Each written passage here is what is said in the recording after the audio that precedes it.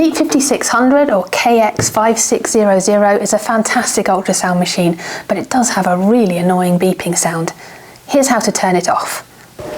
Simply press the setup key